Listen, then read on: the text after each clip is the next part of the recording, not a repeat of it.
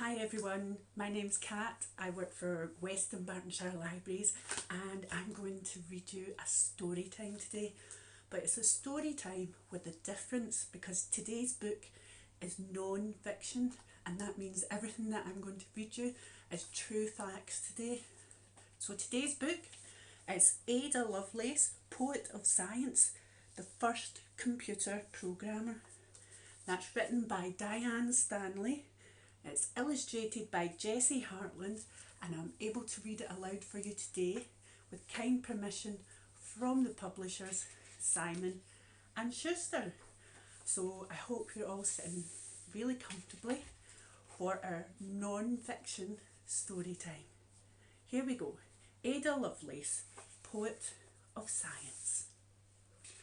Long, long ago, on a cold winter day, a lonely little girl walked from room to room in a big, old, dark country house.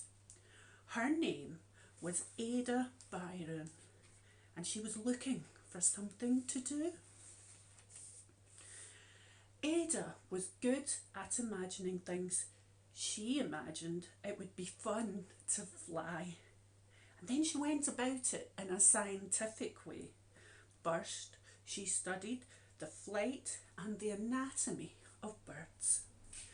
She decided her wings would be like theirs, only larger, in proportion to her size. She would build the frames out of sturdy wire, so her wings would be strong, and then cover the frames with oil-rubbed silk, so they would also be light. Finally, she designed a harness to attach the wings to her back.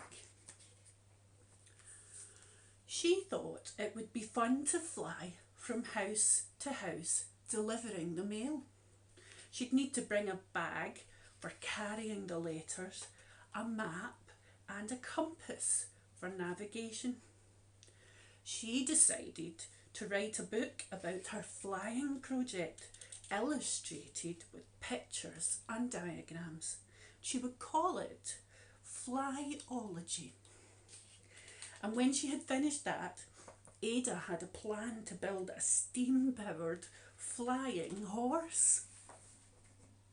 Her mother, Lady Byron, was away at the time, so Ada sent regular updates on the flying project, and she signed the letters "Your affectionate young turkey" or "Your affectionate carrier pigeon." She had never been so happy, but Lady Byron was worried. Ada seemed overexcited. Worse, she showed dangerous signs of too much imagination. In other words, she was acting like her father. Ada's parents were as different as chalk and cheese. Her father, the famous poet Lord Byron, was a worldwide celebrity, the rock star of his time.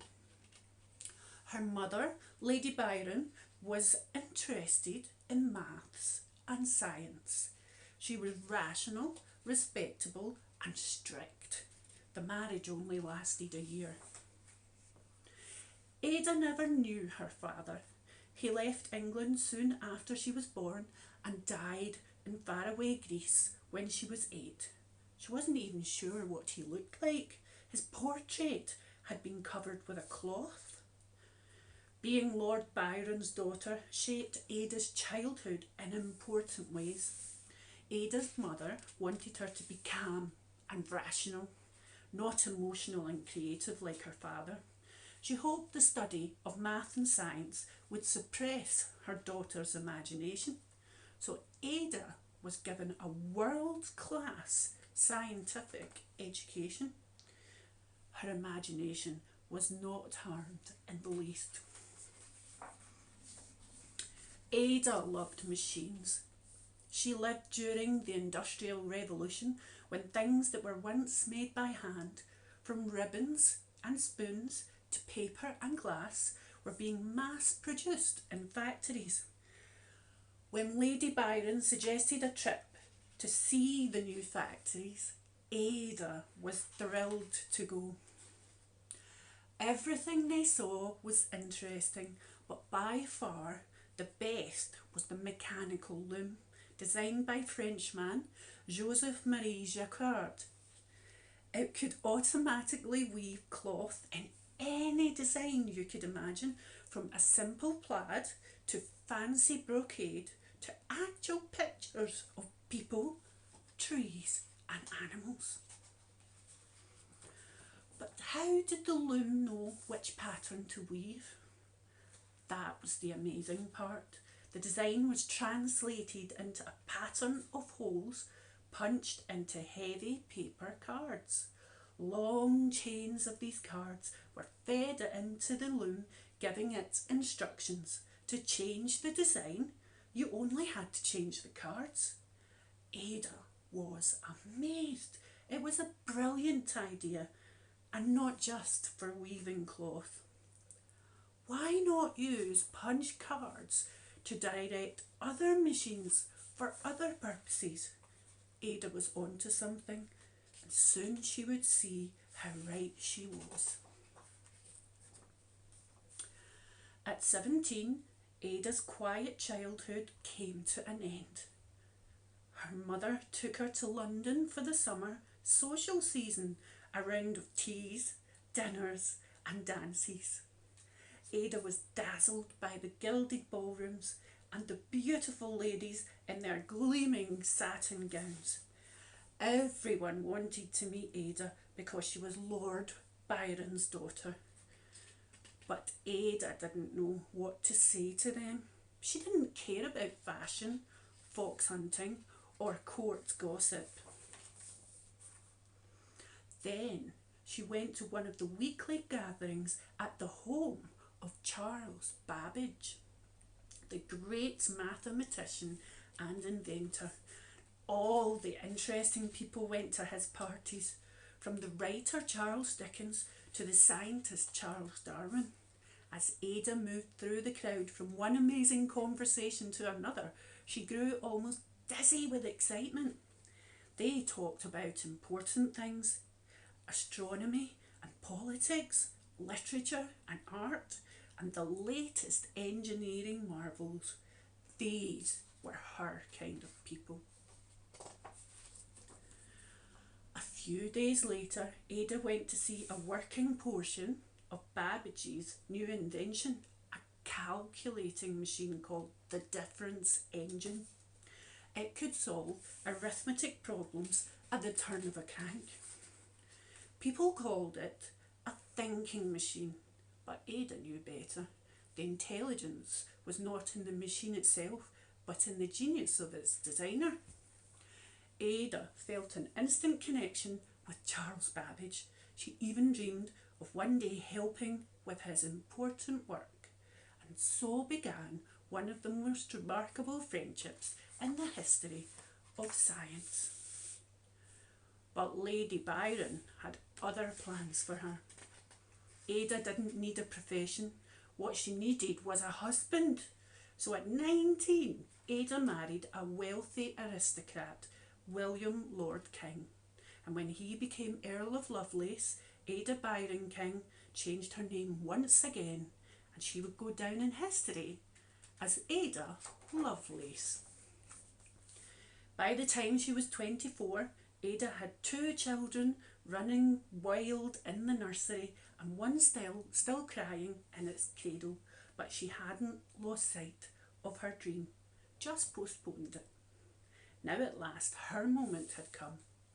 Babbage was working on a revolutionary new machine called the Analytical Engine. It would be powered by steam. There was no electricity in those days. And it could do much more than just add and subtract. The Analytical Engine could run any kind of mathematical calculation and then stored the results for later use. Best of all, he had borrowed Jacquard's idea of using punched cards to direct his engine, so it could easily change from one operation to another. In short, Charles Babbage had invented the first fully programmable, all-purpose digital computer. But there was a problem. So far his engine was just a plan on paper, and it would cost a fortune to build.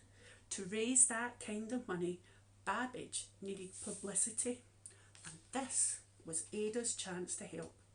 An article had been written about the Analytical Engine, but it was in French. Ada translated it into English so it could be published in Britain. And then Babbage asked her to add some footnotes at the end, explaining what an all-purpose computing machine could do. She was perfect for the job. She understood how the engine worked, and she was a good writer. She had the vision to see, better even than Babbage himself, how much more a computer could do besides just processing numbers. It could work with any kind of symbol, from words to musical notes. Ada imagined the Analytical Engine writing text, composing music, reproducing images, even playing games like checkers or chess. But before the machine could do any of those things, the symbols and rules of operation had to be changed into digital form. Today, we call that programming. Ada needed to explain to her readers exactly how that could be done. As an example to work with, she and Babbage chose an extremely complicated series of calculations called the numbers of Bernoulli, and then Ada showed step by tiny step how they could be coded for the machine. Finally, after 9 months of meticulous work, a sketch of the Analytical Engine invented by Charles Babbage was published. Ada's notes by the translator were almost 3 times as long as the original article and far more important, yet she wasn't credited by name, only the initials AAL. She was afraid her work wouldn't be taken seriously if people knew it was written by a woman. Ada didn't care. The girl who had once dreamed of flying, who longed to do something important with her mind, had soared at last. She had looked into the future and imagined a computer age that wouldn't arrive for another 100 years. And in demonstrating how to code the numbers of Bernoulli, Ada Lovelace had written the first computer program ever published. Isn't that amazing? I love the story of Ada Lovelace, and I hope you guys all enjoyed it too. Thank you. Bye.